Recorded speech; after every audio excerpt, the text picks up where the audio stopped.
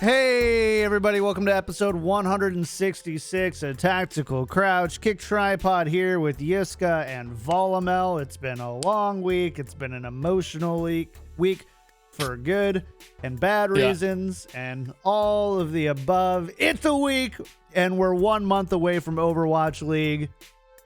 Whew, how's everybody doing? Before we get started, I'm John Horseman. I go by Kickedtripod. Of course, Volamel and Yiska here. The show is supported by our awesome patrons and patron producers, and we would like to take the opportunity to thank our patron producers now: Refined Bean, Ferdino, Battlecrab, Lotion, Rexzane, Sir Girthalot, Pork Chop Sammy, Kasha67, Shara, Nathan Your Misery, Fabled Steven, Roger B, Chris R34444, and Brown's Bot Boo How. Thanks so much for supporting the show. We love you all. If you like the show, want to support, we've got, we realized we kind of fell off a little bit on game nights and stuff with everything going on. And so we're doing anime night on this weekend, or not this weekend, this Friday at noon. Yep. We will be watching episode 5 of The Violet Evergarden together.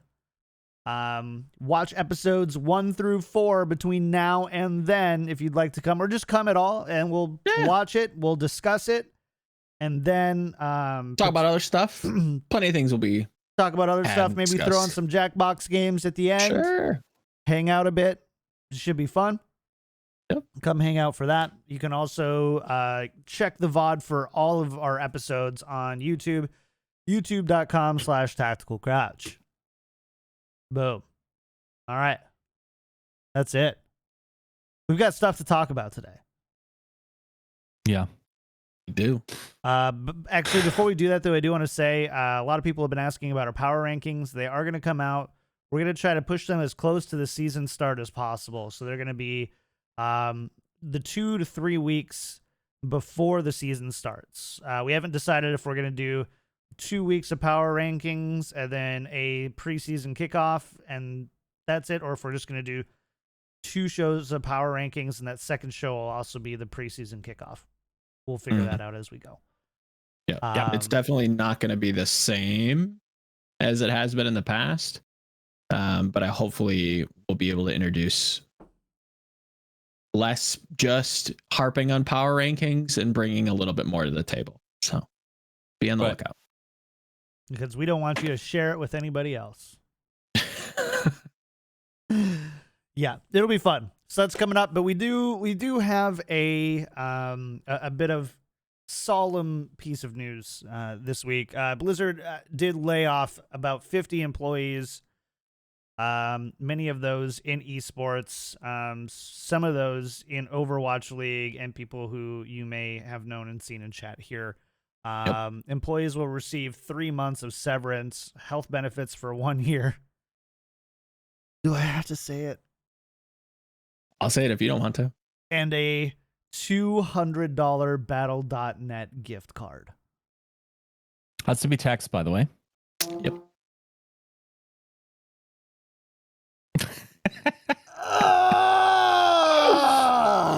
I mean, it's additional, right? Like the rest. Are people thinking? Yeah. What the are people thinking? I don't know. That's just who is in PR and HR at Blizzard, because right now I am so tilted by this. I am so I had to go yell into a pillow today because it's a slap in the face. It's literally saying, here's $200. It's really only $120 after you get taxed. And on top of that, you have to spend it on the company that just fired you. Enjoy the games. Again. I think Who it goes thought back that was to a the last good show. move? To be fair, like it is like not doing that at all. Like I think the severance. My understanding is that in the American standard, it's pretty good, right? Like severance is good. The health insurance going on is good. Mm. Those are good things. Can I caveat? Can we set up this discussion appropriately? Because like here's the problem. TCP has the magical powers of having news dropped sort of shortly before we go live, right? Either the day before or the hour before. We necessarily we are in a position where our takes are half baked, right? Like, and I'll tell you, I'm full baked already. I'm full baked today. Just so like I'm clear there. I don't actually have a full clue what this all means. I really don't. I know what I know a little bit more than what has been reported. I don't know where that is leading. Yeah. There are major puzzle pieces missing to that, and based on that, I'm upset for my friends. I'm confused for the future of the game. Actually, cynical Yiska is screaming, I told you. That's what you get for being high on the league. Like, no good deed goes unpunished. Mm. And at the same time, I feel like I'm terrible first take person. So I needed to caveat whatever. No, you're not. You're a great first take person. Shut that door right now. You get it right almost every time. And I know you're trying to save your ass here, but yeah, when I emotionalize, I'm not fair. That's the problem. And to be fair, like measured. we would be not only naive, but we would just be dumb if we didn't recognize that sometimes companies need to make personnel changes and go different directions with information that we don't have. And not every company that isn't growing is a bad company. There's just, do we want to do this? Okay, let's do this. Okay, what are we doing? I don't know, but I want to do it. I think the right way to go about arguments is to strongman the other people's position to then dismantle whatever is going on, right? Professor Yiska in the house. Let's do this. Let's think about why you would do this. So you have less homestands, right? A lot of people have been hired specifically to make room for that, right? Yeah. Now, it makes sense that once homestands are gone for this season, and now that we have significantly less games than we used to, that less personnel theoretically should be needed. That makes sense, right? Like if you had a business spreadsheet and you're like everyone's reducing their overhead, need less people to do it. Yep. Sure. Yeah. Like also like everyone in the league has been told to go mean and lean, you know, like dial back the overhead there in order to come closer to the goal of profitability. Only fair that the league does it as well and gets rid of some redundancies, right? Like observers. So, right, we're still strongmanning. Yeah, we're this is hypothetical I'm definitely arguments. not fine with that, right? Yeah. But like if you're completely detached from the situation and don't know what's going on behind the scenes, or are too far removed ahead of up at the food chain, this makes a lot of sense, especially because we don't know where these resources. Apparently, it's not just a saving thing; it's a reallocation. So we don't know where that's going. And I remember vividly feeling like we were all laughing at Riot Games for a while ago, like they removing like some sort of budget, like it's directly impacting the esports, and them saying we're going to reallocate it in a smarter way. What happens? They actually went out and got like, you know, the amazing event coverage and that type of stuff, right? I'm not sure if it was a direct result. So theoretically, there's a big upside for reallocation of resources, right? Could be, maybe, possibly. from the outside, I'm sure from an ivory tower, this all makes sense. Right? No? I hope. No, I mean, but fine. Yeah, I like if you're purely business perspective from this, Which it is a business. I suppose, like, yeah, corporation business. But then when you get into the Sports Business Journal interview, that is basically hinting at a like direct move away. And I know that's probably something you wanted to get into, but I felt like it was like very pertinent to like deconstructing that point where Tony Petiti, hopefully I'm getting his name right. Petiti. Whatever. He comes out and is saying that, live events are very much part of both the Overwatch League and Call of Duty League. We plan to get back to them as soon as possible, but they're also saying that, online competition could be, utilized quite heavily in the future. Obviously optimism, yada, yada, whatever.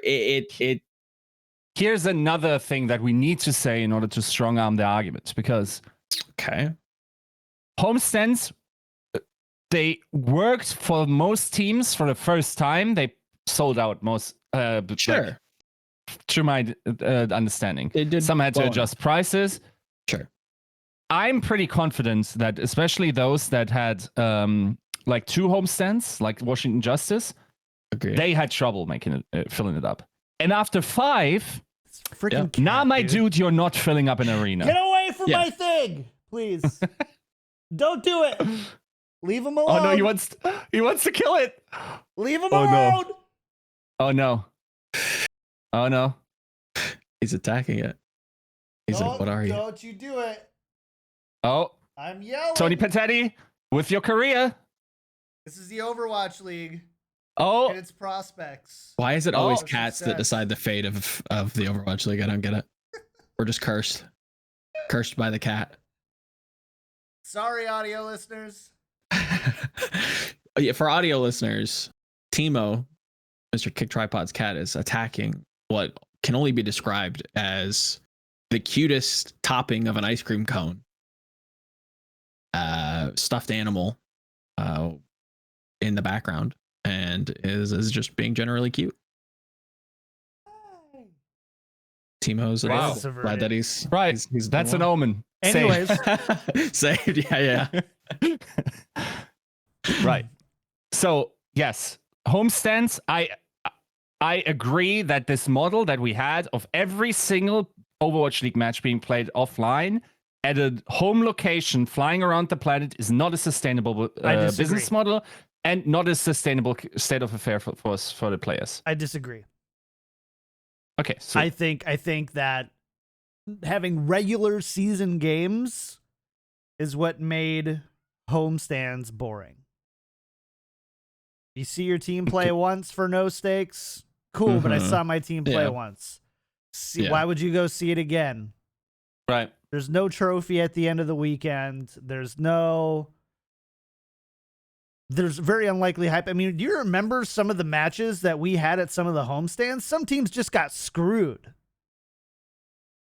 Now, I do think the strongest argument is finding, or not the argument, but the strongest format is finding the right frequency between logistical balance, staff and player health, and making those online or those in-person events sell out.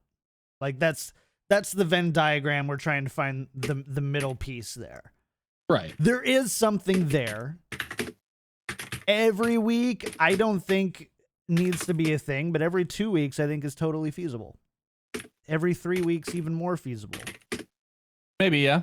And I'm not sure if our news that we got necessarily makes that impossible, because I feel like there are certain teams that still very much want to have this in place, where they have a legitimate business case where that would make sense for them, So, like, maybe the thing is, can you run a league where everyone just like volunteers an indefinite amount of homestands, and then you play a massively asymmetric amount, and just like mid and max at the start of the season, You don't have any, like, for instance, let's say Dallas decides to run 5 or whatever, right? Sure. And then another team doesn't have the business case for it, so it runs 0 or just 1.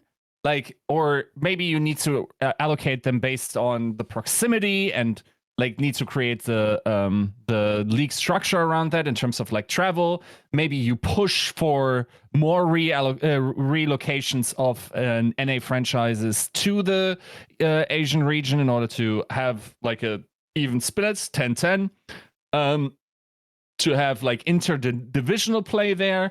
No idea how you like. There are a lot of ways you can achieve this, but at the same time, it's just like I feel like the idea that like homestands would have worked differently for different teams, I think. And I mean, yeah. They're in different economic areas where different prices are to be expected, where different the rent is different, the demographic that you're attracting is different, size of your audience is different.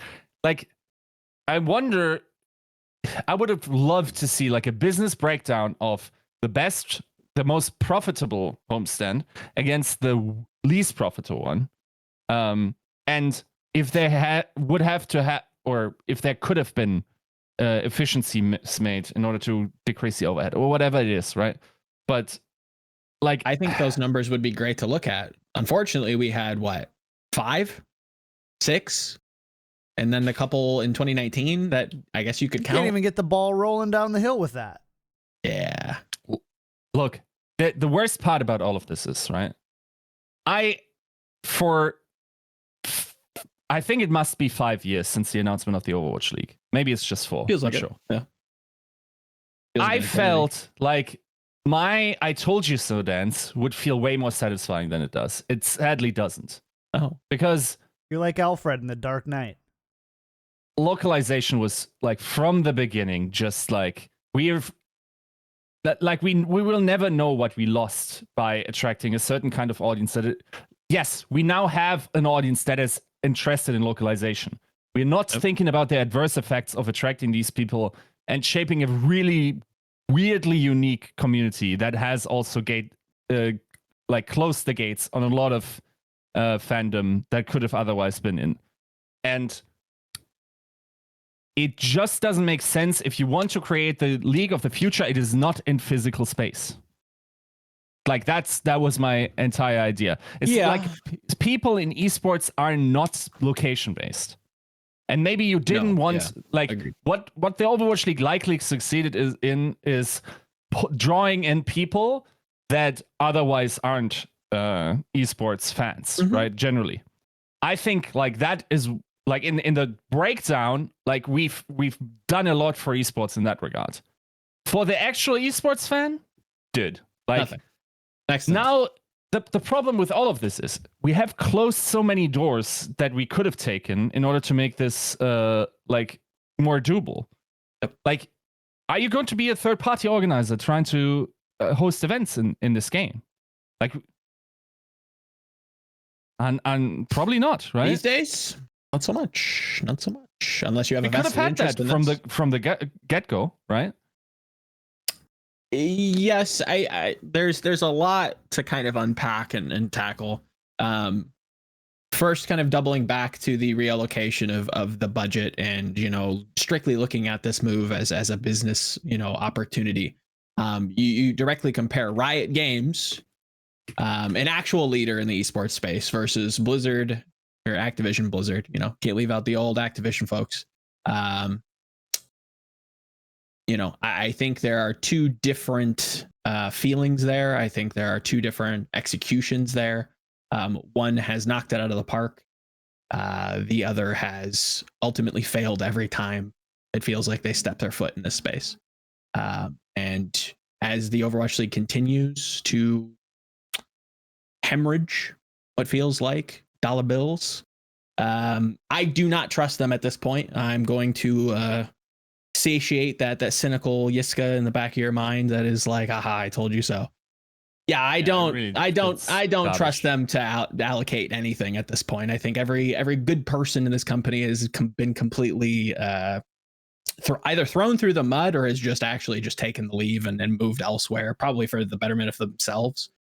That's a key missing thing in this discussion, right? It's not like we had so much like staff that everyone was just sitting around twiddling their thumbs. No, they were given 120% anyway. Yeah. So by reducing that, you know what's suffering? Quality of the product. Everything. 100%. Don't think for a second you're not going to be impacted by that this season. Mm-hmm. Yeah. 100% you will be. You will be watching a worse product. Mm-hmm. And whatever goodwill you produced by having like gone down the right direction, gotten like people in like Mr. X who understands the esports space, 100%, taken third party or like, you know, like people from the community in, letting them have impact on your, like, just becoming a bit more organic. Dude, you're taking the steam out of that ridiculously. Like already, not gonna lie, like the viewership numbers for Overwatch content that is esports is still waning. We haven't stopped the bleeding.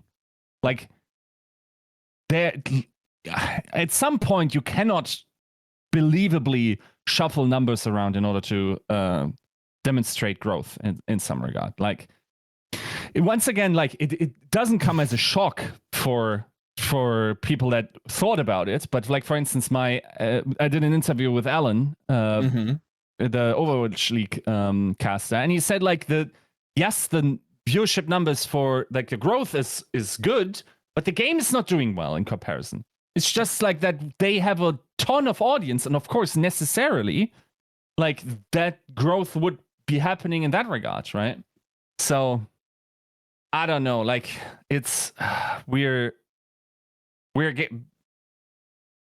again, like it's too early. Like I'm mostly confused about where this is going because I don't know where that reallocation will happen. And maybe in half a year we'll sit here and think, okay, they put it in this thing and it clearly improved our experience. But from whatever you are used to from last season in the quality of your broadcast, it will be detracted from. Whatever players had, like in terms of their connectivity to the league, that has been hurt significantly in these layoffs. So it's like stuff's getting harder, dude. Like it really is. And I'm sure like the people that are first and foremost like concerned with putting out a great product and not necessarily the money part of it are discouraged by this, right? Like they, for all intents and purposes, you turned the ship around and now you're getting the budget hammer, right? I'm not sure if this was always going to happen and this was already in the pipe beforehand. I think they did a solid thing in the PR department by giving good severance packages. Sure. Then again, you're letting people go during a pandemic, trying to find jobs. That's, by the way, like a lot of the team that just out of nowhere stamped a full broadcast experience out of like their bedrooms for you last season in like a gargantuan effort, right?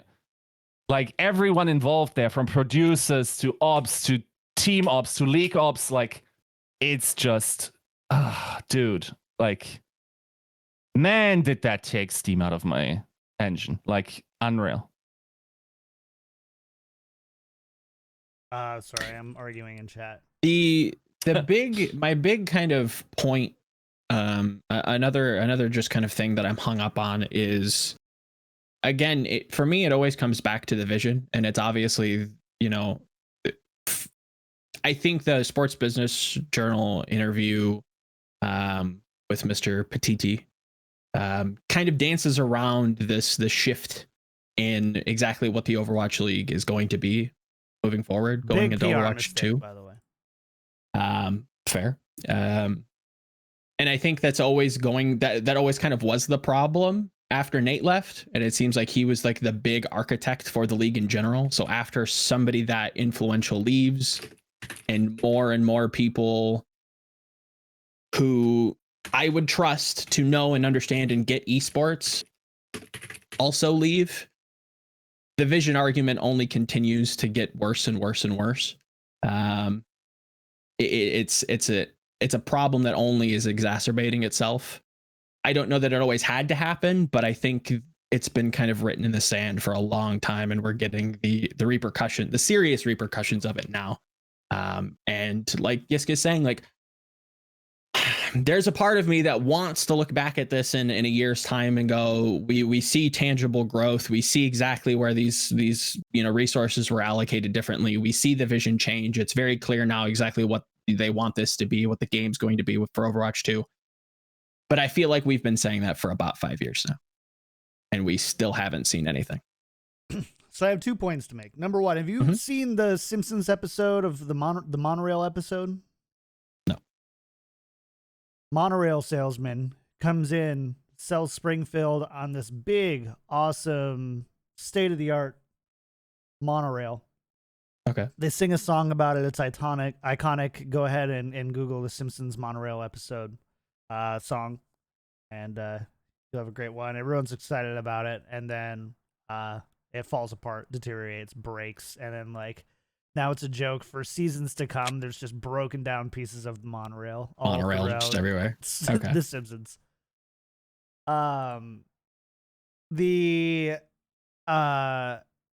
So number one, it feels like that we were sold a product that was pretty pristine and pretty state of the art. And over the past 4 to 5 years, I don't even know how many years it's been because this last year has been 20. True.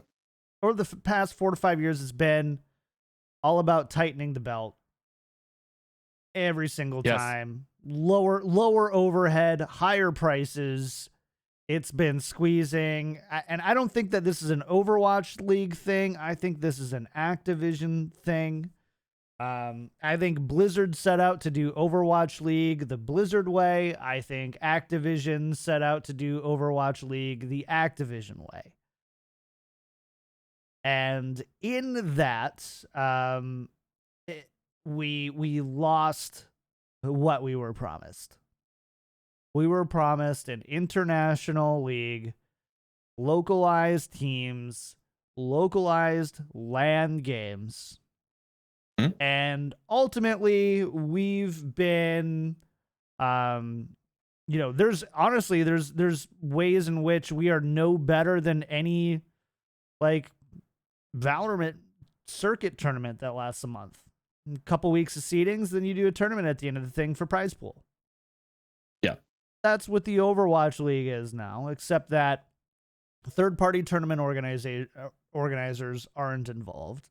There's super rigidity in the formats. There's super rigidity in the teams and the players. And because of that, you just have an overall less competitive landscape. Now, the upside is the best talent in Overwatch has been consolidated relatively well.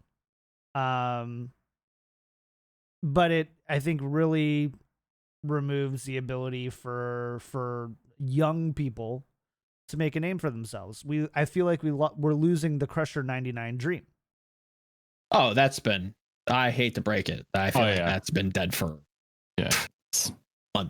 I agree months, that years now. Now it's like, the path to pro is effectively, I think it was understaffed before. I think it's a shell of its former self.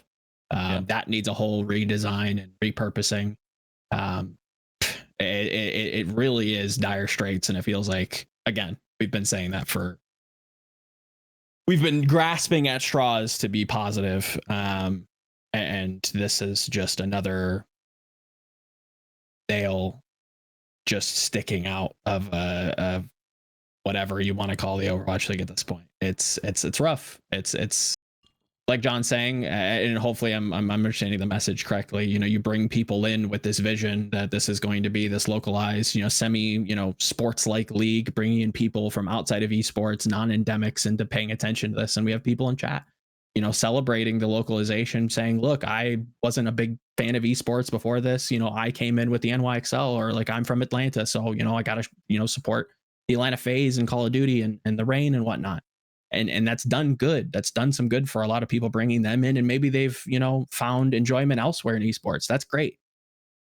that's not where we are now, even though I think where we are now is where we should have been in the first place. I think this is what esports kind of has been built on the back of. And I think this is what the endemics know. And I think you can use localization with the format we had now in the first place to really skip a lot of the growing pains. Obviously, that's not what happened, but here we are now. And I think that gear shift away from the initial vision to where we are now is turning a lot of people off, on top of, you know, what Yiska is saying, which undoubtedly is probably going to come to pass.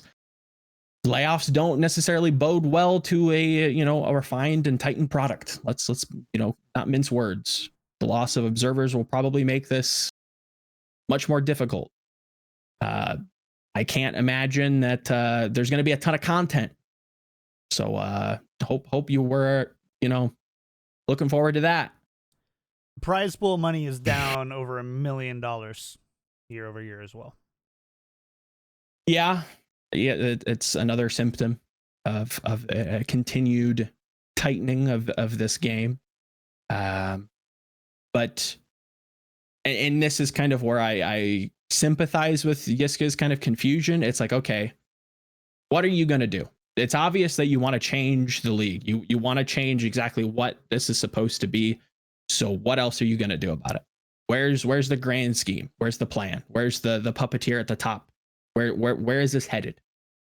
And again, I feel like we've been talking about that for years now, and it doesn't feel like there is an actionable plan set in place. It feels like, again, I'll reiterate what Yiska said at the top. People too far up on an ivory tower looking at this purely as a business perspective, and it really, the thing lacks. is, I'm not sure they're wrong yet. I'm really not. I'm confused on what's going on. Like, I will be able to evaluate whatever they're cooking up when we see the results of this. If it is just like to save money, dude. It's not enough. It can't be. It can't be to save money. It has to be something different, dude. Like, even if you believe that you just like gotta hold on to your deal live until Overwatch 2, it doesn't matter. Once again, like, I know people believe it does. Overwatch 2 doesn't matter for Overwatch PvP. A fraction of it will result in viewership. We're not getting back to season 1 viewership doing that. Yeah. It needs to be a cumulative effort of like picking the right streaming platforms, picking like having a better game experience. And okay, Joe, you ready for this? I'm ready. Hit me with it. Would you like to? Oh my God, no! It's flipped. Okay. Oh God. Okay. No, it's good on our end. It's good on our end. Okay. Can we, do you want to hit the glass? I'm breaking the glass. Breaking the glass. Yep. That's a Free T. to play. T2P.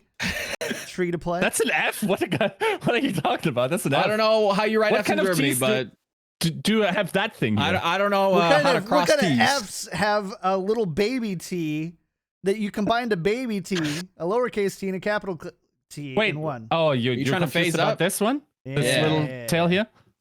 Oh, yeah. I mean, that's basically like elementary school stuff here. But you're right. I 100% agree with you. Free to play is way better, way more accessible to a younger audience as well. I mean, we know now at this point that younger audiences just aren't playing for games. Are paying for games. They're playing games that they can play for free or super duper cheap infinitely. They're not the ones buying Assassin's Creed Valhalla. Not that they aren't playing that. I would have bought it when I was a kid. But there also wasn't a whole lot of free to play then. But still, the idea of paying $60 or $40 for a game is rare. Is rare for young audiences. We know that. Agreed. I think they're trying to pull the reverse Fortnite, you know? How Fortnite was first like this like 3D tower defense thing, and then they tagged on a PvP thing, and then that popped. The reverse. Like now we are putting like Overwatch 2 up, get all the marketing budget from there, and then we tag the PvP on, but because the children can't afford the non-PvP non-F2P portion, we're getting that. And there I agree. That will cause growth. It's not Overwatch 2 that causes growth. It will be like the combination if Overwatch, in fact, goes F2P. So you're telling me these free weekends and Overwatch being permanently on sale for the last 6 months is not enough? You're telling me we have to go free? I'm sure we got a ton of Smurfs because of that, yeah. Like, I don't know. Shout out to Fraud. We've been dancing around the free-to-play model, what it feels like for, again, years now at this point. I find it constantly hilarious every time I check my emails. I don't know. It's just been a thing that's just like, so when are we going free to play? It should be free. It's comical how many emails you actually get that's just like, Overwatch is on sale, 80% off. It's like, now's the perfect time to do it too. Overwatch is free until Overwatch 2 comes out. Yeah. Or purchase Overwatch and get Overwatch 2 for free. Although Overwatch 2, I think, is going to... actually, I don't know. Because it's PvE content. PvE content typically isn't free to play. I bet you the PvP part is free to play. It feels weird. We're like the golf of esports, where like the entry costs are prohibitive, and like you wonder why only like the rich kids get in, right? Or interested. And they're the worst too. Rich kids are the worst. They have the worst manners. They're all toxic.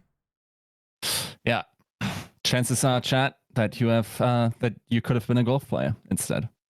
True. No, but of course, like the comparison is pretty bad because like the real prohibitive cost of esports is having a gaming rig, and then that Overwatch is actually decently optimized, right? The $40 additional entry fee, yes, is a problem. I will also say, by the way, like probably like most families have like a good desktop to PC that can at least play Fortnite at home. Mm-hmm. So if you don't even need permission from parents to like buy a game or spend your allowance, that's a big hurdle, right? Mm-hmm. Of course, like whenever I talk about these topics, I feel like a dumbass because I definitely don't know anything about market like that. Those, like barriers that are definitely calculated. And I'm sure it made business sense for Overwatch the game and Blizzard or Activision the company to not do that until now. For the esport, I mean, without a shadow of a doubt, like there's no doubt in my mind that this hurt the esport by not being free to play. Whatever you think, like bad effects this might have had in terms of like more cheaters being ranked and whatnot, it's just infinitesimally small to the benefit of having a bigger player base, and therefore like breaking down that experience, having better talent, having like more people interested, because like technically speaking, like the content that teaches Overwatch gets a fair share of traffic still, but what could it be, and what percentage of that trickles down into the esport, right? Yep. So yeah, I mean, without a shadow of a doubt, I don't think even anyone in the league would, definitely not from the teams, would agree with that, because like the rumors of teams wanting that has been in the ether for like since season 1, I think. Mm-hmm. Yep. I mean, again, to your point, like it really says a lot that we can't get people in the door, and if we remove any kind of barrier to entry to be able to at least get them in the restaurant, we can start to work on the food. We can work on the service. We can do that. But if nobody's, shopping or at least stepping into the restaurant, Overwatch, Cafe Overwatch isn't going to succeed. We need people in this place. We need people to at least try the game. If you can try the game and not have to, have a price tag attached to it, and can be, attracted elsewhere, whether it be PvE, whether it be cosmetics, your favorite heroes, the esports scene, whatever it might be. The fact that there's already a barrier to entry is a no-go for people, especially if they're on the fence. So if we remove that, we can work on creating systems like I think CS has like a Prime feature where you sign up through your social media or whatever it might be. You two-factor authentication to try and dissuade cheaters as best you can. That can come in once we get players back into this game, or at least attract players. Acquisition free-to-play does that. And retention. They're two different things. I'm seeing a lot of comments in chat about making it free to play doesn't mean people are going to keep playing a game. Those are two different problems. And I totally agree with you. I've said it before, like Overwatch is just fundamentally not good enough of a game.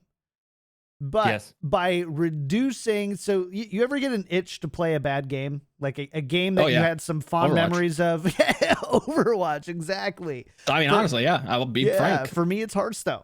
Every once in a while, I get an itch and I want to play it again, and I go back and play it.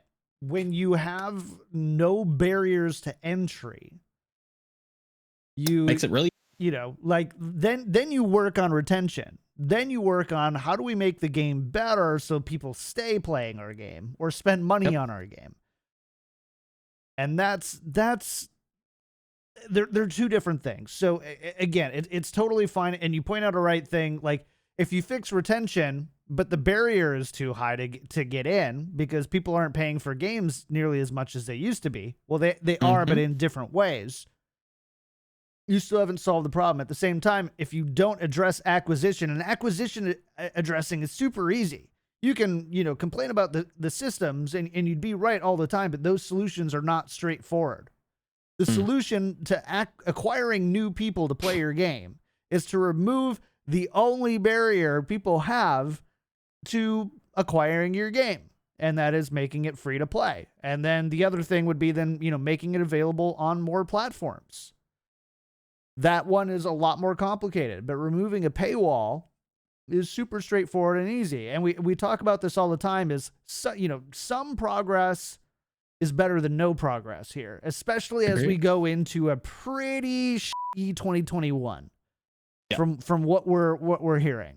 So is it better to acquire some people who, will play for a few hours and jump ship, or, only play with their friends who play Overwatch and not play anymore, play for a weekend or play for a week and leave? Is it better to get those people into your game and maybe you retain 1% of those than it is to just have 0.01% of people buy the game? In my opinion, it's way better to go with the former rather than the latter. And we have an increase in retention in the wings. It's Overwatch 2. That's our retention saver. That's our build up on retention. Obviously, we don't know the details of it. We have to give them the benefit of the doubt with that. So we can have both here. We can have the retention. We can have the acquisition. One is just dragging its feet through the mud. Again, I don't think it's surprising that there are consistent free weekends for this game. I don't think it's coincidence that this game's on sale permanently for the next year and a half, right, until Overwatch 2 comes out. I think you can have your cake and eat it too in this instance. But they're not moving. And again, I look at the business aspect. I look at the people that are so far removed from this game that don't know what's going on. They're not boots on the ground. They don't see the community. And these people in chat who are like, yes, the game needs to be fixed. And we're totally in agreement with you. But we need people to start to play the game first. And then hopefully Overwatch 2 fixes the retention issue. That's the plan that we've been given. The thing is, like, if you think about it, okay, some Yiska lore. Like 5 years ago, I had like a podcast called Watchpoint. By the way, before the Watchpoint, the Overwatch League show, of course, existed. I recently went through the episodes. One of the episode titles is like something about like add the addictive stuff and make us stay. Like just introduce. That's the thing. Overwatch does not have extrinsic like carrots. So Jeff Kaplan wants you to keep playing Overwatch out of the goodness of your heart, of the fuzzy feeling that it does in your tummy, and the self-improvement and whatever you get out of that feeling. While other games are literally taking their fishing rod and attach crack cocaine in front of kids like That's also a King faces. of the Hill episode, by the way. He attacks crack cocaine to a fishing rod and goes fishing and gets all the fish hooked on crack so he can go fishing. The thing is, like, think of what like $70 Valorant skins that keep you in because you've invested currency. Yep. Like the skin market in CS:GO. Like, don't you wish CS:GO Jeff was right, though? Don't you wish that Jeff was right? Oh, yeah, dude, but that the spirit of competition, this is 2021, dude. I supported it. I said, I love that. Yeah. I'm behind Team Jeff all the way. And then You gotta now, break, though. 4 years into it, I'm like, you Yeah, know no. what? I'm wrong. I want some skins that nobody else can get. Yep, I want a battle pass. I want some progression. Let me feel like I'm getting somewhere with your game, but we're not there. That's like believing like you're against like artificial intelligence and like the artificial life, and you realize I can't actually hang with these androids. I got everything from down here is just robotic as well, but I will keep my humanity as the head. Right? That's what Overwatch needs to be. There has to be a psychological term, or Yiska, some sort of fancy science term that you can throw at us for an idea that is better and makes something worse. An idea that is inherently for the greater good that gets ignored because of the personal either gain or the way that you can. Oh yeah, it's called candy. Candy. It's called sugar. Yeah. It's called caffeine. Pretty much, it's called giving sugar with the medicine. Yeah, like it's sadly like then just make sure that whatever you're trying to push is like valuable. I understand that your competition is literally binding children to loot boxes if Golden Messi comes out and like 150,000 people can watch that on Twitch. I understand like that you don't want to facilitate that, but that's the evil that you're up against. So you wrap the addiction around like whatever the nice core within that gameplay is. Like even CSGO as an evergreen formula, right? Like this game has been like big 20 years. If they don't get the skin market, that game was seriously in decline before that stuff hit. And then like they threw the crack cocaine out, the kids came up, and now CSGO is once again the best game. Like purists or understand that what the value of Counter-Strike is, but that's not what keeps the game together. And we see it also like with the waning interest in CSGO because like the skin market is like it's almost equivalent to the market value of skins and whatever it is, right? So we need our crack cocaine. Make it less bad. Like I don't know. Clip this, please. Clip him. He needs to be sent to the authorities. And this is a good chance. There is international regulatory risk to just doing. I mean, number one, Overwatch as well as Hearthstone have to abide by these same rules. They both have loot boxes, and in a lot of countries, they have to publish the chances you have to get each type of thing. There's increasing regulation going on about that. Randomizing cosmetics via a loot box system is not the only way to make a game free to play and make it profitable. Valorant, as I recall, doesn't have a loot box system. Nope, it's just a shop. It's purely just a shop that rotates. Yep, just like Fortnite. So there's no scarcity in these skins at all, right? Like I'm sitting on my 8,000 currency, really having not played that much. I don't really want anything. Like I don't have any desire to buy anything and think, wow, that's cool. Or when I see it in the game, other than the championship skins from the Overwatch League, like the Mercy skin is amazing, the Lucio skin is amazing. Like when these pop up, like people go like, oh, that's nice. This needs to be everything. That's your sugar. Eric, you're on my shit.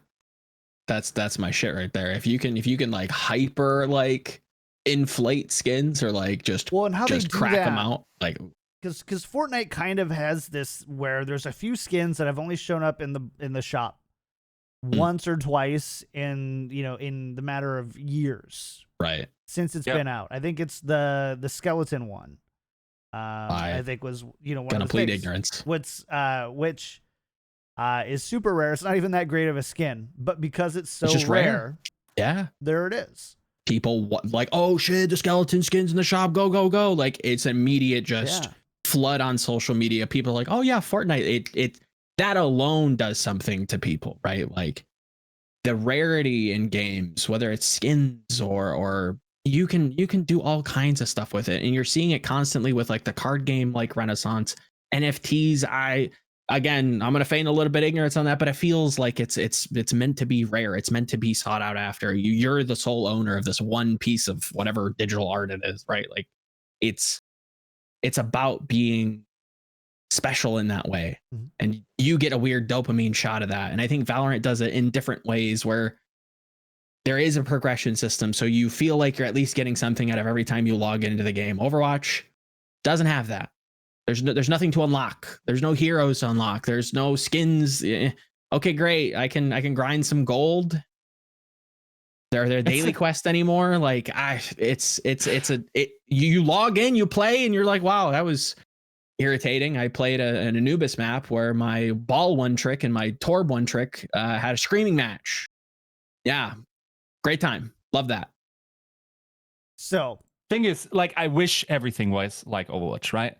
In fact, everything else, like literally Twitch, like streaming, everything where you need to extract money from gamers is basically like gamers will be like, can I buy stuff off your Amazon list for a little bit of attention, like good stuff? No, we can just like, go on a date. It's fine.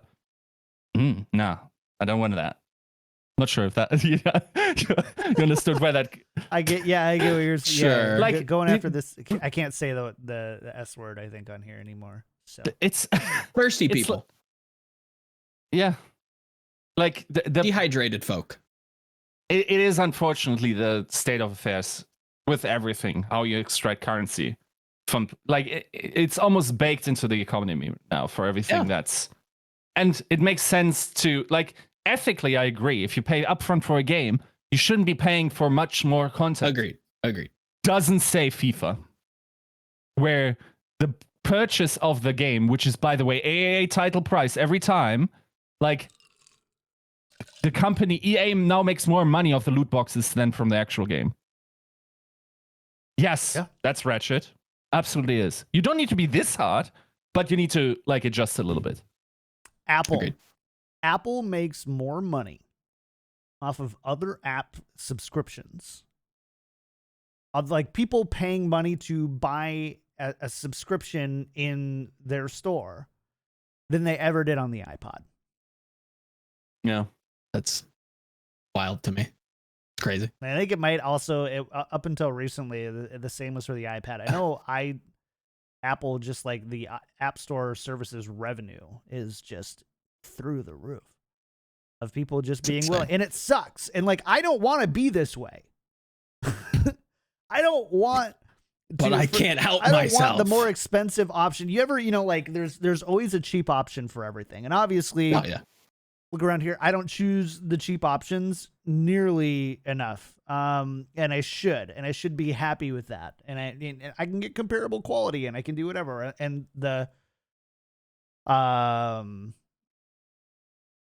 okay, so I'll engage that on in chat, because I'm not going to address that right now. Forgot my train of thought.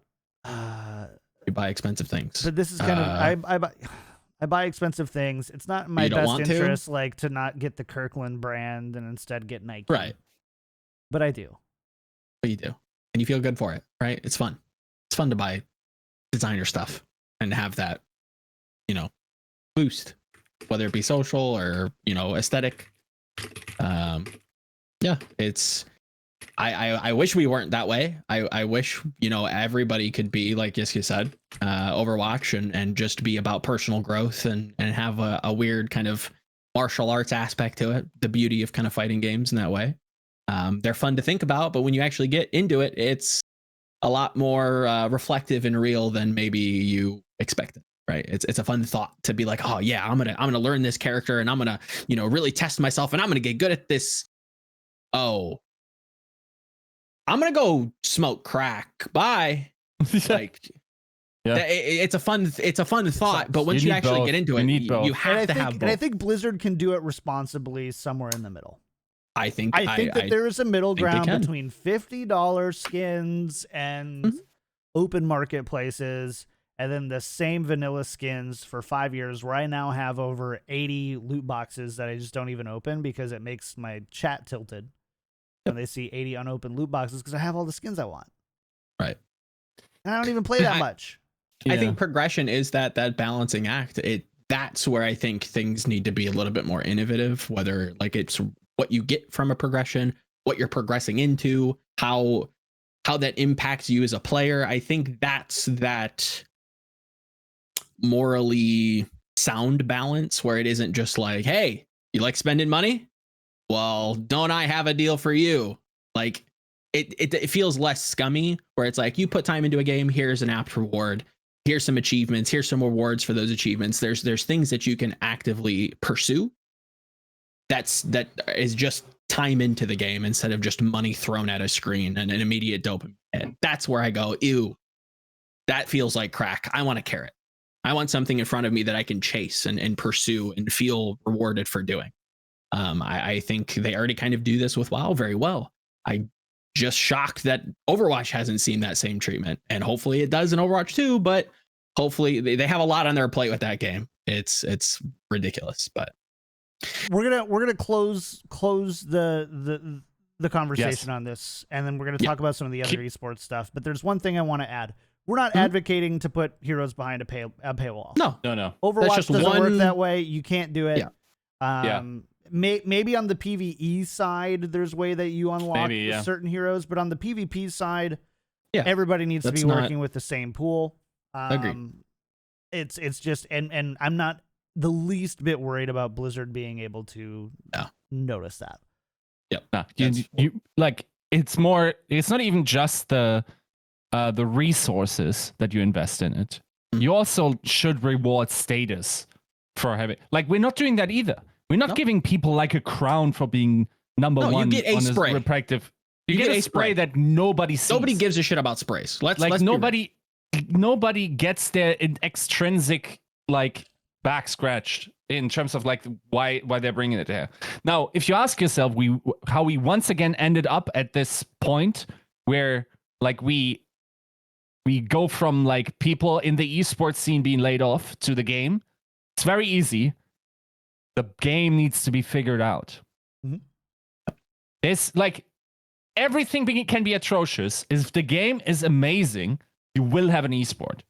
Yep, I agree. And it's like the esports scene, whatever the league ops and what the teams and what the players, whatever they're doing, they cannot stomp an esport out of nothing. You will be hard capped to like whatever the game brings to the table, right? So that's why, like, necessarily when you follow down the problem down the rabbit hole, that is going to be a problem. And the reason why this feels weird that we're letting go of so many valuable, once again, by the way, it's the very same discussion we had last week about casters. It's once again happening here. You're losing top talent to other like industries. The casters are all we have left. I understand that you gave them a severance package where someone might not feel as burned if the desire of the need was to arise again, that you need to get them in. I agree. Keep in mind, there are a lot of parties going around in the world that have better music playing than you right now. And will for the foreseeable future. You're losing those. Like, nobody's on your dance floor anymore. And you're kicking them out. Got this sick DJ. You're kicking all the sick dancers and those break dancers and all those people, ballroom, you name it, they're out. You remove them from the party. So when you open the line and you bring them back, it takes time to get new people in. That's the problem. Yeah. So yeah. So I said we were gonna move on to this, but we're last points, because there is some positive things with the league that we can talk about. I don't think that the way that these people were removed from their positions, were fired. I don't think there's anything unsportsmanlike about what or how that was done. I don't know how much lead time they got on that. So, like I would, if I were to criticize something, it would be like, you should give them 2 weeks notice because that's what they're required to give you. But there's also, if they showed up to work on Monday and like, okay, hey, you're not working today, you're done, here's your package. That can be handled better. But as far as the packages that they got, like, again, I think that, 3 months of pay, 12 months of medical, especially during a pandemic, is sure. I hate using the word generous because the entire thing is not generous when you're talking about firing people, but in the strict scope of talking Of about comparisons, severance. right? It was a generous severance package, but a gift card, yo. Get off your You want some in-store credit for your hard work? Also, keep in mind, like when everyone it has to be in Los Angeles, like this complicates things a lot. Like people need to move quickly or find a job with Los Angeles money. Yep. In order to make that happen, right? Yep. So, yeah. And again, like there was already so much work going around. Like nobody was slacking or whatever. Like you could definitely argue that some of the people that were fired were not the best performers. I would even sign that, right? Sure. But like with the sniping of bad eggs, you're cleaning out a whole lot of good eggs. Yeah. And that's just the people who you're laying off. I'm not sure if your ability to discern the good from the bad works for you. Nope. Yeah. I think that they've had that issue for a while now, and I think there's a lot of people who sailed that writing on the wall and got out quick.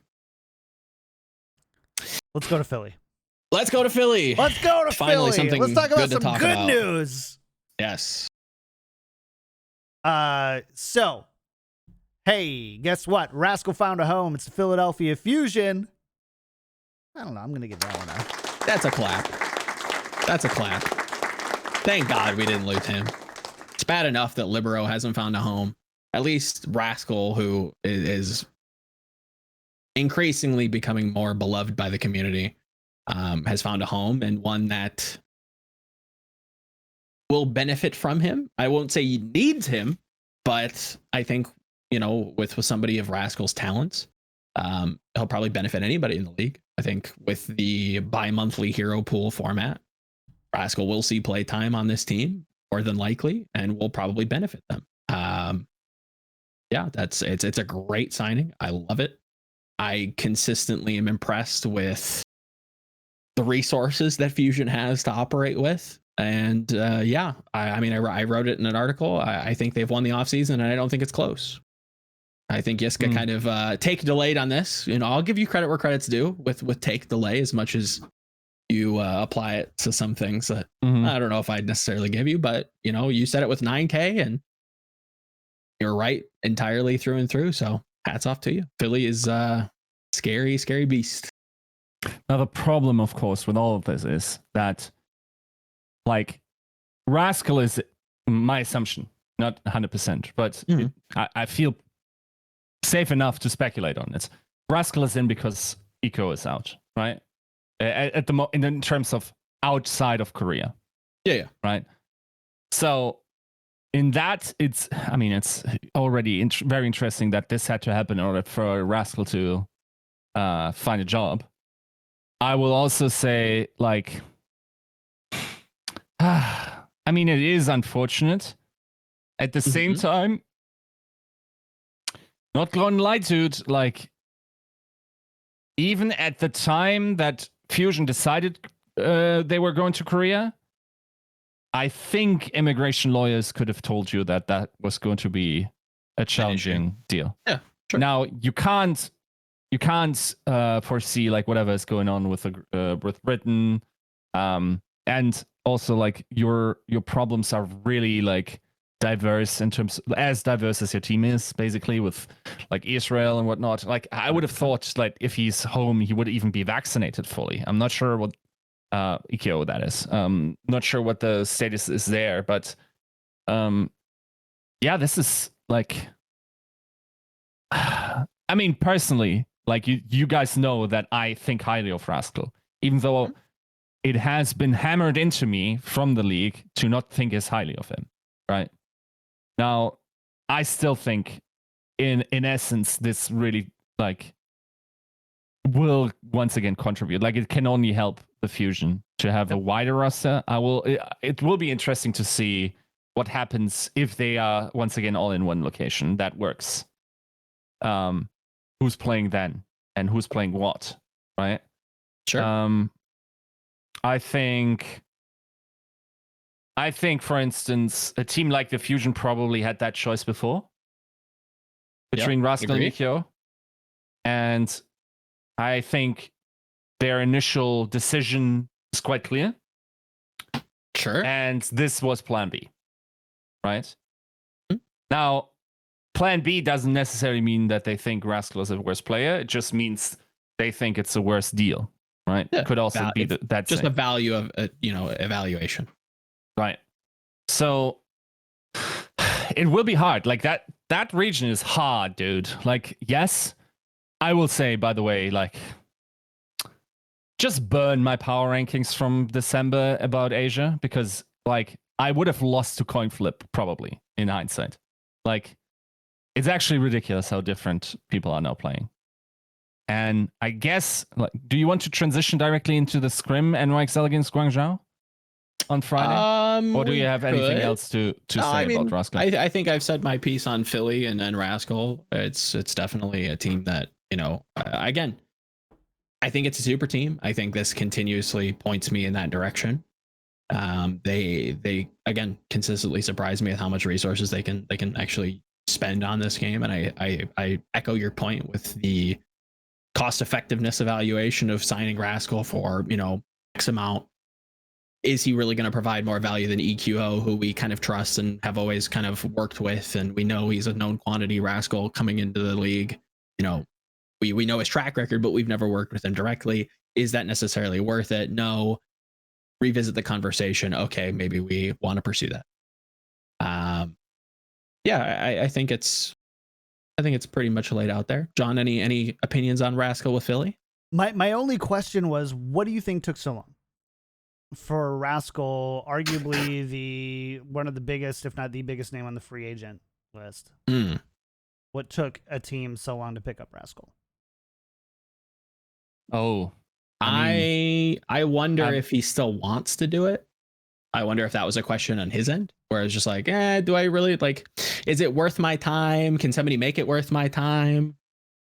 We'll see. I that's where my, allegiances lie in that discussion. Is like, he's been playing this game for a long time. Those who are just kind of getting into Overwatch at the Overwatch League, he had a very successful history previous to that, a number of years previous to that. So he's been at this for a little bit. Do you think any of it had to do with his price being too high?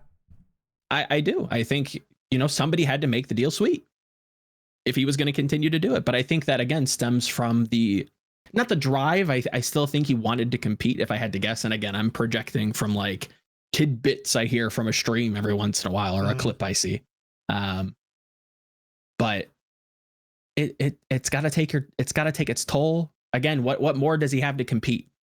He's a 2-time world champion with the Shock. Yeah, okay, I had to check myself there. I'm like, wait, what?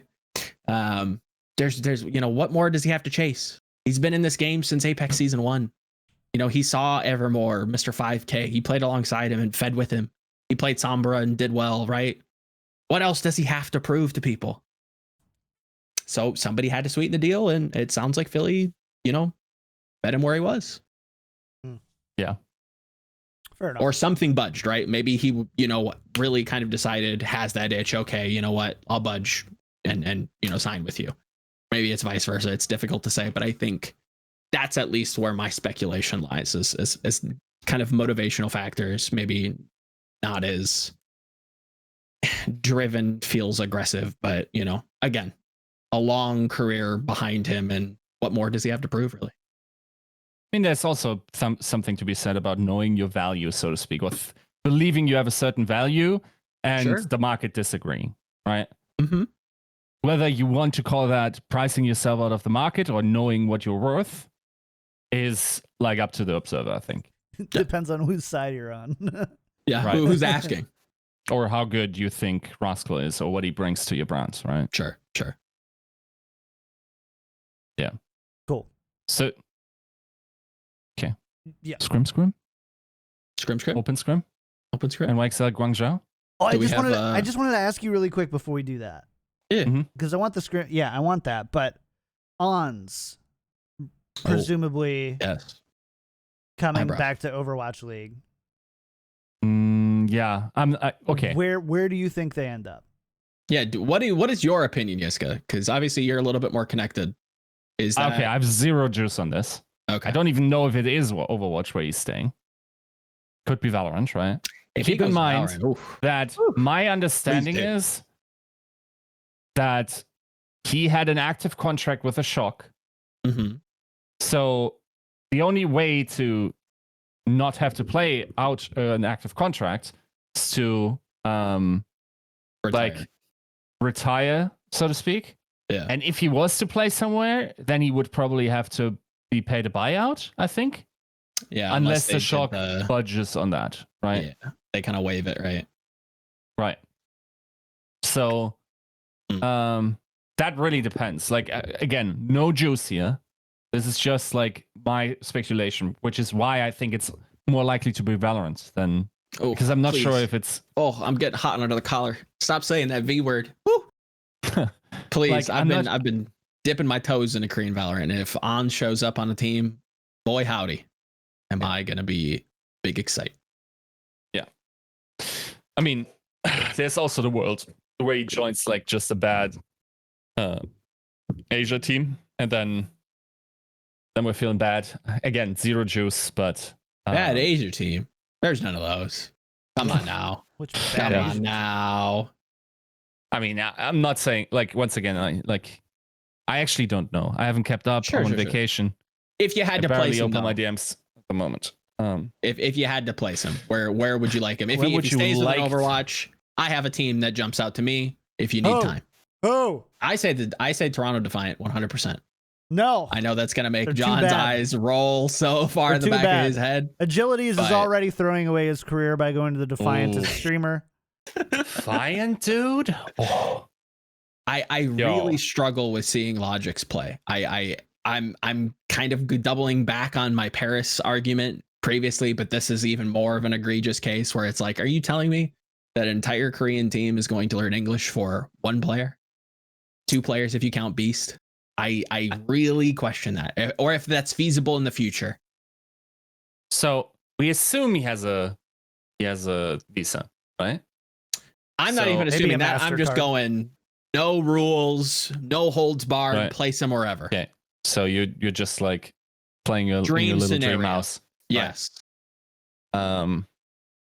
Man, like, okay, is that like Defiant? I actually like that. Is there another teamwork that could happen? Like, who's hurting for a hit, like a primary hit scan threat? A lot of people have one. You look at Houston, they've got Happy. You look at Florida, Yaki, BQB. I don't know if you necessarily want to, BQB's definitely been more flexible. I think he impressed a lot of people last season. On Florida would slap as well. I think Florida, could use some depth. I think Checkmate, again, people forget that this kid's even on the roster. But again, a team investing in rookie talent, bringing them in, actively trying them out. It seems like, Albert's got some faith. Him and Kuki believe in this rookie, and perhaps he'll do well. I've seen some of his VODs. He seems promising. See what he looks like. Florida. I like Florida as well. That also sounds nice. I don't hate it. I kind of feel bad for BQB then. I think he's really all right. I mean, if you head to head me and say who's better, BQB or Ons, which way the wind's going. Yeah, Ons is a different kind of animal. Yeah. BQB brings the flexibility though, and I think that's definitely valuable, and I think he'll see playtime. But Florida's good. I don't hate Dallas. What do you think about Dallas? Yeah. I think it's like a value call. It feels almost like a Rascal call where it's just like, well, we already have XE. Do we want to break up the synergy?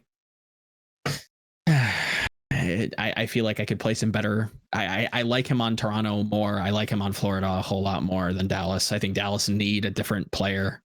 Cough, Tracer. I think that still hasn't been addressed, and we're a month out. You can't look at most of the Asia teams.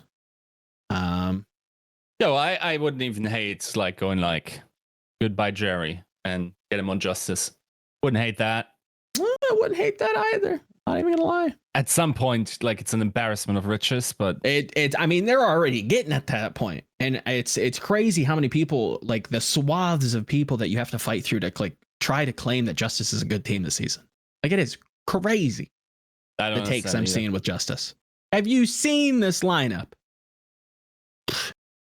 I mean, I don't know. I think people must assume Jerry, this backline is just like a parachute on the like jet engine, like that this team otherwise is. I don't know. And I'm not a big. I was never a big closer guy, but again, the track record speaks for itself. And if he's actually the caller that people claim he is, I think that does a lot for this team. I don't think Bebe's all that bad. I think there are ways they can overcompensate instead of having an all-star flex support or a support duo. And I look at Mag, I look at Decay, I look at Fury. Again, names that should be able to overcompensate, but we'll save roster analysis for another day. You're saying Aunt's Decay sounds redundant, but what do you do in like, you know, like Ash Tracer or Ash Widow Tracer type of metas, right? On's Decay sounds like a world championship winning DPS duo. Add something like a Tuba next to them. I don't see what they can't play. Decay's a lot more flexible than I think people realize. You have to go back and look at this kid's history. He plays a lot more than maybe the Overwatch League seasons that he's been active in has given him credit. And a lot of the heroes that kind of made double hit scan kind of tough, except for in very specific metas, have been nerfed recently. Yeah. Right. I mean, we're still seeing it a little bit, but it's more echo splashes. I think in contenders there are certain maps. It's not saying that dual hit scan is still the way to go, but it's like dual hit scan is not like it's not as crazy as it might have sounded like. Yeah. I don't know. A couple years ago. Or even just beginning of last season, was it? Where it was just. I mean, remember the trash comp, right? Tracer Ash. I don't think people were necessarily expecting that, and that became a staple, and it still feels like a staple. Yes, they were, recently tweaked, and that composition seems to kind of have, or the archetype has kind of fallen through the cracks a little bit, but still is very viable. And then we have 2 hero pool tournaments this season that they could just easily kind of come back into vogue. And if you can call upon Ons and Decay to be able to play that, I don't think anybody's mad at that. It's more of a question is if either of those want to, sit backseat when it's not a double DPS or a double hit scan meta, or assuming that they could not sorry, I got distracted. Pin to paper. Thank you for the 10 gifted subs. I don't normally stop the show, but Pin coming in huge with 10 gifted subs. Pin! Much love. We're breaking the show up for you. Thanks for the support, and congrats to everyone who got one of those free subs. Make sure to thank Pin. Anyways, it's so tough when you have such talented individuals. You don't want to set and every roster already has like a clear, quote unquote, clear starter at that position, because there's always situations in which both can work. But it's kind of like it's like when you have a 4th wide receiver or something, or like a second halfback. So, some offenses make it work in football, and there's value to doing that, but most of the time it just ends up being redundant. And for any of those super duper like football fans who can crap on what I just said, take it in stride, guys. Come on.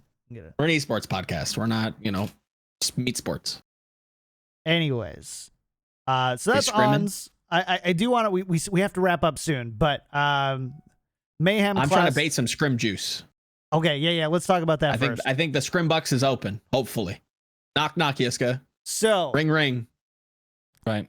Guangzhou versus NYXL open scrim happening this Friday from 4 a.m. to 5 a.m. Pacific time. Why are teams so anti good North American viewership times? I mean, these are 2 Asia teams. Why don't they? Why do we North Americans continue to get the backhanded slap to these viewership times? It's just Gotta just join the Goblin Club. It's just a travesty. Come join the degenerate channel. It's just a travesty. Frequent 2-hour naps for everybody. Yeah. Wow. Anything over 8 hours and you're fired. Welcome. Anyways, NYXL versus Guangzhou happening this Friday, 4 a.m. to 6 a.m. I'm hoping it's on some Asian, Billy? Yeah, some Asian social media streaming site that has a code for it. I don't know what it is. It's a little weird, yeah. I don't know what it is. Put it on Twitch. Again, I am so inconvenienced consistently. Life is so difficult. First world. For me personally. NYXL YouTube. Okay, interesting. Chat coming in. But great. It's going to be on NYXL YouTube. That's all we needed. Perfect. Okay. Anyways, it's called Do You. Got it. Okay. Anyways. Do we want to preface this maybe with a prediction and then Yiska can correct our folly? Is that something we maybe be interested in? Sure. Okay. All right. I need John? to refresh myself with Pull up them rosters. New New York Celsius. Would you like me to go first while you decide? No, I want people to wait. Okay. No, just kidding. Yes, you go first. I'm going to go with the charge. Again, this is a scrim. I'm not putting a ton of stock into this. I liked the charge at Next. I thought Creve had an outstanding performance. I like the way that this roster is built. If Ball is consistent with what I'm seeing in Korean contenders, I think Jihoon fills that role very nicely. I think Rio can play monkey. I am a little bit questioning if they're as interchangeable as I think they could be. I think they fill out very nicely with Echo. I think they have a ton of DPS depth. I'm really surprised. I was really surprised with Creve's performance at Next. And I'm still not sold with the NYXL. I will be happily proven wrong, but I'm very much leaning charge in this. Sure, me too. Why not? Actually, no, I'm going to say NYXL are deceptively better than they look. Done. Fair enough. Because of factors and things. Intangibles, maybe. Yeah. I weighed the factors and I have determined. Ooh, the math has been done. No math. Just oh, okay. Just raw factors. Just raw factors. All right, Yiska, break it down. The scrim box, hopefully you're open. Right. So, of course, Scrimbox Stock Exchange will once again open shortly before the season. Gathering information. Won't spill all the juice. What I can tell you is, I think I had those teams at the bottom of the Asian table. NYXL is so much better than I expected. Like, so much better. Interesting. So, there is a world where this team is playing for number one in Asia. Really? What? You're telling me this team's going to Hawaii? I mean, they that might be setting up camp there. Real possibility. Yeah, that's a real possibility that they will have. Like, keep in mind, it's really challenging to get a Hawaii spot. Sure. Like, but if you're saying number one in Asia, I mean, I'm not saying. Yeah, I mean, Shanghai is still the best team in Asia, right? Sure. Like, but if they can touch that, an iota. Yeah. That says a lot. That's basically the thing. Is I don't have great spread in Asia at the moment. I still gotta spread my wings a little bit there, and also this information is a little bit older. And if you know Scrimbox, a lot is very volatile. They do be changing.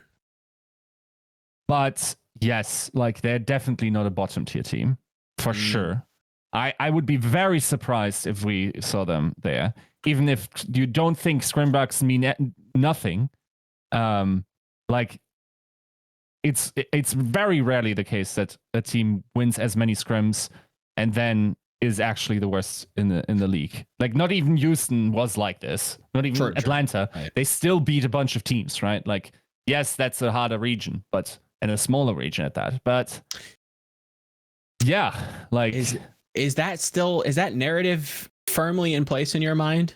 Oh Lord of the Scrim Bucks, proprietor of all things juice. Look, the pattern is that only ever 2 or 3 teams are Scrim Warriors in any given season. Sure. But just looking at the Asia narrative, right? With yourself being the king of all juiciness in Overwatch. Okay, let me answer this in this way for you. Okay. My power rankings will have NYXL in top 3, pretty sure. Globally? For Asia. Oh, Asia. okay. I was like, oh my God. Yeah. That's a shock to the system. That's still kind of shocking, to be honest with you. Yeah. I don't think so. Really? I mean, even if you I'm don't happy have to the see it. Scrimbuck information, there is this aspect of trust in NYXL that they've really done a good job at least building their rosters to compete at the top level of wherever they're playing, given they can't win anything. But consistency, to be fair. Consistency, again, the most consistent franchise in the league. Dude, I had like, to your article, right? Like, you said they have big shoes to fill and whatnot, like impossible shoes to fill. This is the first time they've rebuilt the roster. The comments were just like, oh, they were like such an average team. I'm so glad I detoxed Reddit from my existence. Bro, this team has 75% win rate in the Overwatch League. I'm not sure if they're not the franchise with the best win record still in terms of percentages. They have 2 stage titles. Like they have a regular season title. They got third and GOATs. Like, what do you want from this team, bro? Like, yes, be skeptical because this is the first time they've had to redo the entire roster. Yes, they had a defunct last year, but what team didn't? It was COVID, right? Like, applaud the people who did consistently well. But what does defunct mean here in the context of this? Like, and then move to Asia, right? Because that's a small feat. 7th. Yes, probably their worst season by far. 3rd in Asia, 7th overall. I mean, screw the overall rankings for last season. What is that? Stop, dude. Like 16-8. 16-8. 16-8. What is that? Only surpassed by the Florida Mayhem. That's 75%, right? I'm not gonna do math. That's 66, right? Yeah, 66. Sure, I'll take a 66% win rate. That's pretty damn good. On a bad year. Wait, on a terrible year. Let's just run with it. Let's just assume that it's 66%. I think you're right. 66%. Out of 24 games, they won 18. Yeah, okay. Divide both by 6. Late, guys. I'm on vacation. Wait, no, 3, 4, Get off 7, my 5. back. 3 to 4. It's good. Let's just agree it's good. No, 2 to 3. Do the math. Oh my god, Eric, we're dumbasses. So I teach this, by the way, for a living. Yeah, right. You look at their season 1. They should have won season 1, right? If that playoff patch doesn't hit, I think everybody, 66, even with that playoff 66%. Patch, 66. You were right. Fabulous. They should have won. I think there was. I'd have to go back and look through like oversight and these podcasts and maybe some community rankings, but I think NYXL was by far the team to applaud as season 1 predicted or projected winners. John, go. Oh, I was going to say, and to be fair, there was a big drop off from 7th place to 8th place last season. Yeah. 4 wins, separated. The next team next had 12 overall wins for this season. Yeah, but look at who you're sandwiched between. I'll give you one more. Yeah.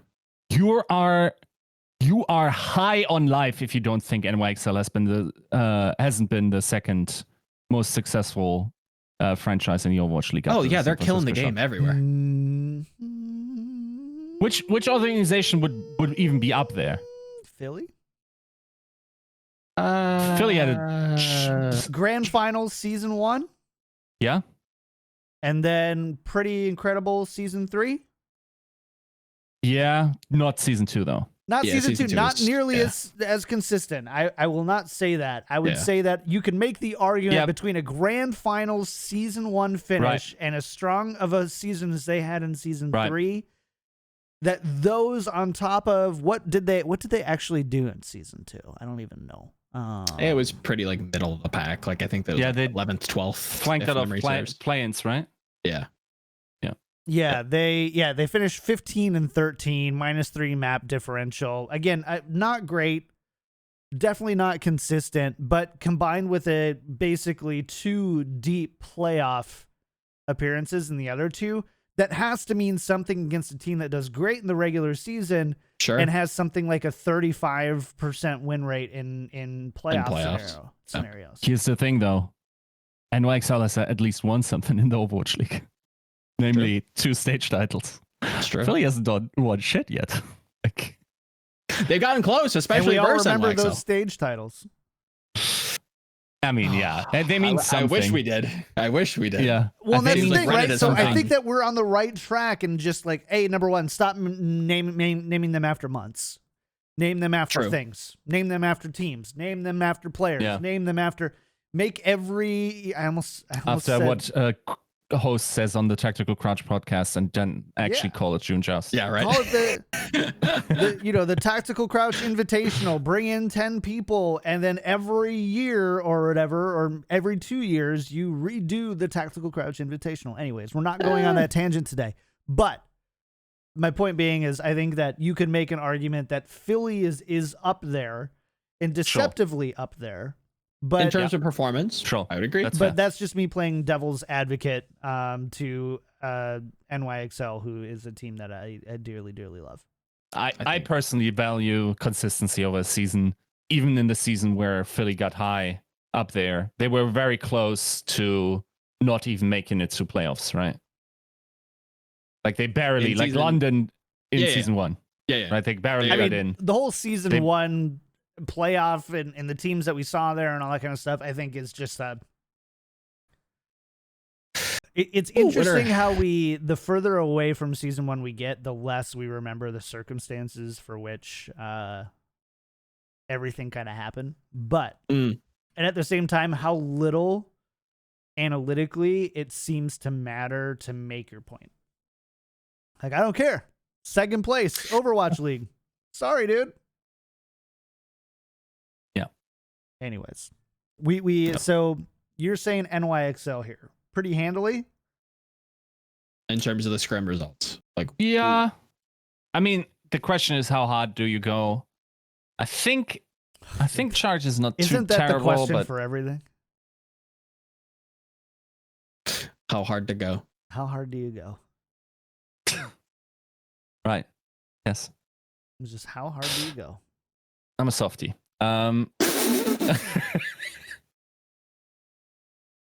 Right, no, but yes, I think NYXL, if that is remotely competitive, NYXL most of the time should win that scrim. Very, very interesting.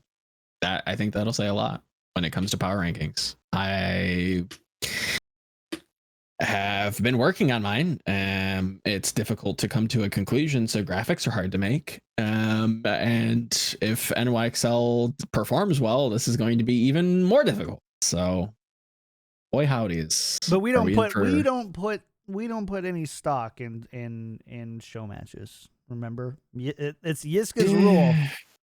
Yiska's law: thou shalt not put stock in show matches. No, like from the mountain. Scrimbucks mean everything. Like they're literally the Bible.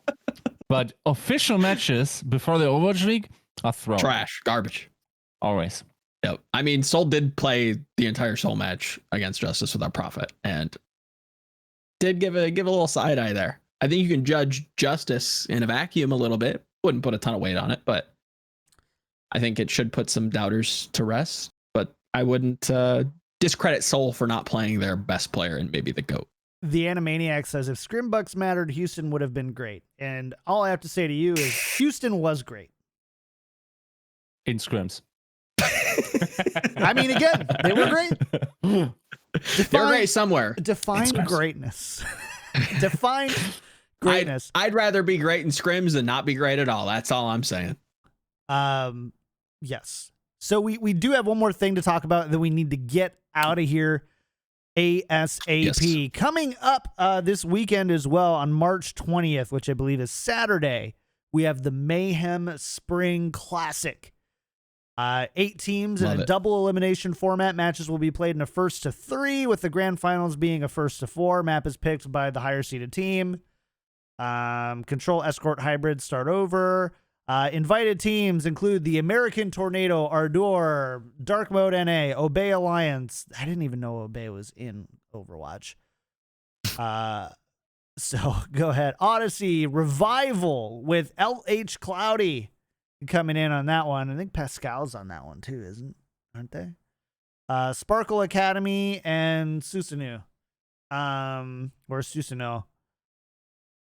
Lots of competitive tier 2 teams here. I honestly don't know a whole lot outside of, I know there's some, previous contenders and Overwatch League talent there. But we want to put it on your radar as something to watch. Sponsored by Zaxby's. I have never had Zaxby's, but I hear very, very good things. In the same sense, American Tornado sounds like they're just going to sweep everything. So, are they playing for money? Yes, $5,000. Go support tier 2. Actually, go support tier 2. Here's your platform to be able to do so. Go support Mayhem out here making content in the preseason, giving these tier 2 teams something to play for. As much as we ragged on Blizzard, for trash in the past, or bro, these teams are stepping up and making it, putting a band-aid on the pool, right? It's leaking. We still have problems, but we have people stepping up and actually making change. So go support them, genuinely. Yes. Cool. Holy cow, we got through a lot today. Oh, Did. God. Dude, don't. Oh, my God. What? Oh, my God. What?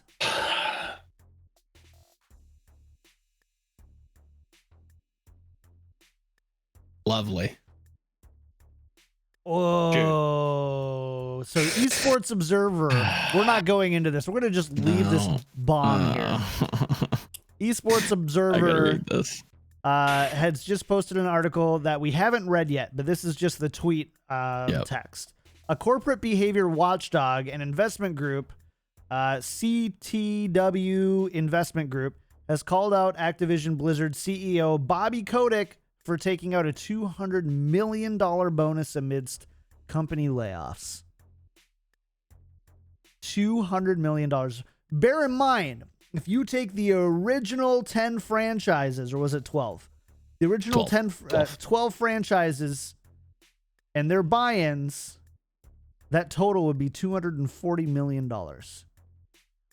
Bobby Kotick got a bonus the size of the pay-in for Overwatch League. Yep. Record profits, baby. Must be nice. We Vegas figured out where we figured out where all the resources were allocated. Can I say that this week, and I was going to say this earlier in the podcast, I tweeted it out earlier this morning. This week is the first week that I didn't want to be a consumer or content creator of Blizzard games. It's getting tough. It's getting tough when this shit comes out. First time, kid. I mean, but hold on though, Yiska, you cannot say for a second that this is like anything we've seen before from Blizzard. Yeah, no. Every time it just stacks on and gets a level worse and a level worse and a level worse and a level worse. And I love the people who are still at Blizzard. I have lots of friends who are still at Blizzard. They're amazingly talented individuals, incredible developers. I believe the Blizzard company culture is, holding together in certain important aspects. But I literally sent a message to Joe and Yiska today, and I go, I really don't want a podcast about Overwatch anymore. It's tough. Say. When this shit continuously comes out, and they, as much as I hate to use slap the face of Overwatch fans, seemingly week by week, it's tough to, I'm committed to seeing this ship sink if indeed that's where we're headed, but it's sad to see something with so much promise just get trashed. I love Overwatch, and I love the people who we get to hang out with every week too much, but it just feels like every week I'm just getting a swift kick in the groin before I have to go talk about a game that I love. It's just like, ugh. Hey everybody, welcome to Overwatch League podcast. Ugh. A $200 million swift kick. $200 million swift kick. That's a swift kick. That's, that boy. That's a filming. heavy. That's a heavy sock of pennies right there. Yeah. Agreed.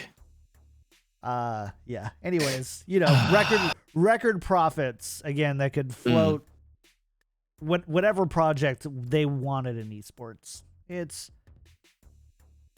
just not a reminder, it's not a money problem. It's an optimization issue, and that pisses me off. Just a reminder: the Nintendo CEO takes home 2.5 billion. Billion? Million. Million? And I'm not saying that I'm like, I might get really crapped on for saying this. I'm on the higher end of what I think that CEOs should make, in the sense that I think that the market can bear a lot, and that when you're building multi-billion-dollar companies, the people at the top making the decisions deserve to be compensated more than any other person in the company. Sure. However, if you are actively cutting staff and you are already a notoriously underpaid company to begin with, when you look at the median for a lot of the different positions, and you're taking a fifth, 20% of $1 billion in a yearly bonus, that's broken. That's broken. I'm like, I don't know. I don't have a hard number where it is, but it's just like, when it's too high, when it's bad. I think we jumped the shark with 200 million. Hopefully we get that Coca-Cola sponsorship, It's true. It's true. Anyways. There we go. Yeah. It wouldn't be a good Tactical Crouch episode if we didn't just get immediately break checked with obscene news. So there we have it. It's stamp of approval. Here we are. Thanks, Mr. Kotick. Appreciate you. All right, we're gonna get out of here. Chat, thanks so much for hanging out. We had a ton of fun today. Sorry that it was a little bit of a downer, but we did actually get to start talking about some competitive Overwatch League stuff again, so that's really fun. Yep. Follow me everywhere at Kickedtripod. Oh wait, sorry. Hey you like the show? Hey. I hope you like the show. If you don't like the show, that's okay. Tell us why. Just be nice about it.